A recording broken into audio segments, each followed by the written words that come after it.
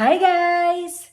Tayo ay mag-unbox ng mga latest Boodle buys. So, sumama ako, pumunta sa Decathlon kasi sabi bibilan daw ng mic yung nephew ko. Wala naman ako talagang bibilin sana. But may nagsasample doon ng tennis. Hindi ako marunong mag-tennis.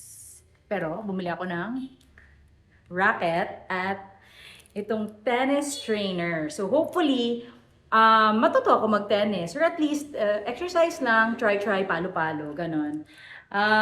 So yun. So this one is the basic one. Tignan na natin siya. So let's open it. So here we have the Artengo tennis trainer. Hindi ko alam yung pronunciation, so if mali, sorry! Nabili ko to sa Decathlon in Tiendesitas. But if you wanna purchase it online, available din siya. So, paano ba to? It just pops out. Konting push lang. Okay. So, as you can see, itong material niya, medyo may pagka-stretchy rin siya. Tapos yung length niya, hindi ko alam.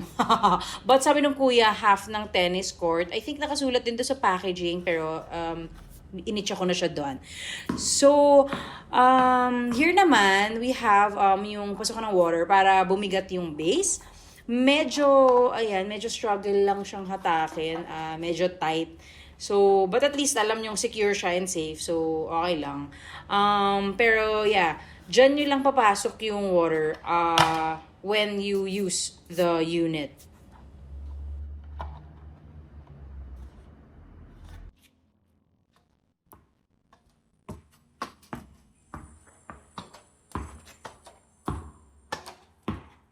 Ay, masaya to guys. Ay, fun! I think ikakapayat ko to. Ayan. Reminder lang, nakikita nyo naman yung base. Ni-remind din ako ni Kuya about it. I guess madaming hindi nakakaalala. So, wag nyo lang kalimutan lagyan ng water yung base or else magpupulot kayo ng bola somewhere or magbabasag kayo ng window at kung ano-ano pa sa bahay nyo. Okay?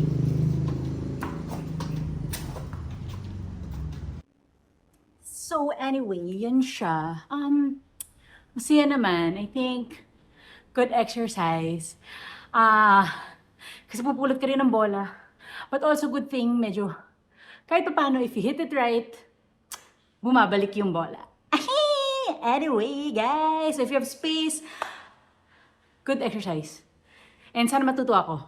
I've been wanting to learn tennis then for quite some time. Na lang, something new. Thank you. I will make palo-palo again. See you next time. Bye.